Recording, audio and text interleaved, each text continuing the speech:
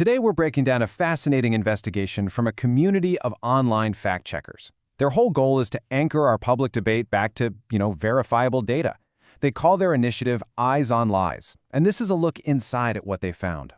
So this is the kind of high-stakes, really emotionally charged claim you hear all the time, right? It just paints this terrifying picture.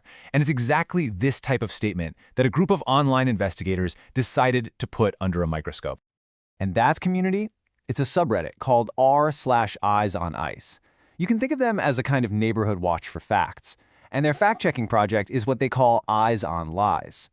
So this entire explainer is basically a walkthrough of their findings, showing exactly how they took these narratives apart, piece by piece. Now, before jumping into specific myths, the investigators first noticed a consistent pattern, like a blueprint for how these misleading narratives are actually built. They realized that to really debunk the lies, they first had to understand the architecture behind them. The absolute cornerstone of this framework is a tactic called accusation in a mirror. It is a seriously powerful tool for misdirection. The idea is simple. You take what you are doing, or maybe what you plan to do, and you accuse your opponent of that exact thing.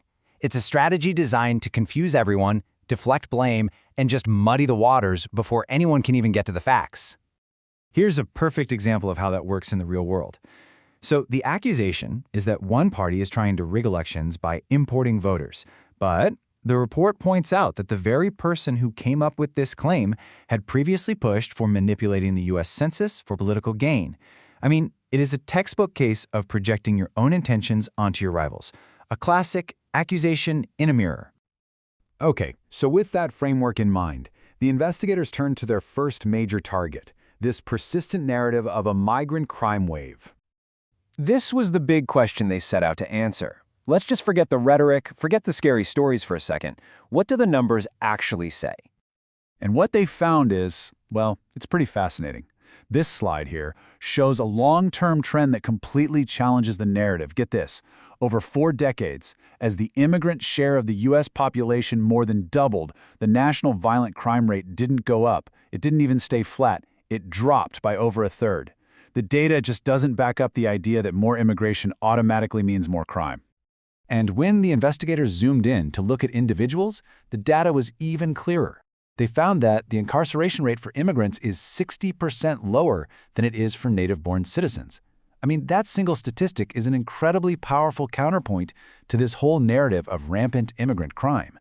The report also dug into these really vivid, specific claims, like the idea that foreign countries are just emptying your prisons and sending criminals here. But geopolitical analysis and intelligence reports, they find zero evidence for this. The mass exodus from Venezuela, for example, isn't some secret government plot. It's driven by a devastating economic and social collapse. All right, next, the investigators turn their attention to a really politically explosive claim, the idea that immigration is some kind of orchestrated plot to change election results. The report traces this kind of rhetoric back to a pretty well-known conspiracy theory, the Great Replacement Theory. Now, its roots are in some really fringe thinking, but the investigators found it's been, well, sanitized and repackaged for a more mainstream audience, all while keeping that core belief in a deliberate, sinister plot. So here's the thing. This claim completely falls apart when you look at it practically. First off, the path to citizenship and the right to vote that comes with it is a years-long process. It's not like you just show up and get a ballot. And second, immigrant communities are not a monolith. The assumption that they'll all vote as one single block for one party, it's just not supported by the data at all. So what about the scale of this alleged fraud? Well, the Eyes on Lies team found research, and some of it from conservative sources, by the way, that identified just 68 documented cases of non-citizens voting over a period of decades. Let that sink in for a second. 68 out of billions of votes cast. The numbers show it's not just a small issue, it's a statistical ghost. The third major theme the report deconstructs is the claim of a completely open border. And this part really focuses on how statistics themselves are often used to create a totally misleading picture. Okay, this slide right here highlights what might be the single most crucial distinction in this entire debate. The investigators found that the word encounters is constantly being confused with entries. An encounter is just an interaction with law enforcement. It could even be the same person trying to cross 5 times and getting counted 5 times. Entries, on the other hand, is the actual net number of people who get in and stay. Mixing up these two very different things is a key source of disinformation. And to really counter that open border narrative, the report highlights federal data on enforcement. In just one recent fiscal year, over 660,000 people were deported or returned. That's a huge number of enforcement actions, and it directly contradicts the idea of a border that's just, uncontrolled.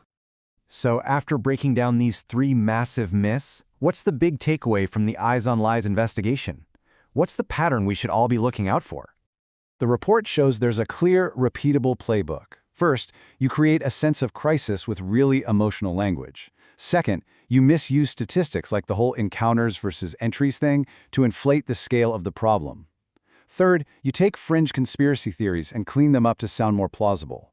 And finally, you use that accusation in a mirror tactic to deflect blame and just cause chaos. At the end of the day, the work this community is doing is really about empowerment. It's a grassroots effort to push back against narratives that just aren't supported by evidence. It's an attempt to recenter the entire conversation on facts, on documents, and on data that we can all see and verify for ourselves. And that leaves us with a pretty critical question for our time, doesn't it? In an information world where even basic facts are constantly up for debate, who can we actually trust to be the referee? Well, initiatives like Eyes on Lies suggest one answer might just be us. Vigilant, organized communities fighting for a shared, verifiable reality. And that's a question we all have to grapple with.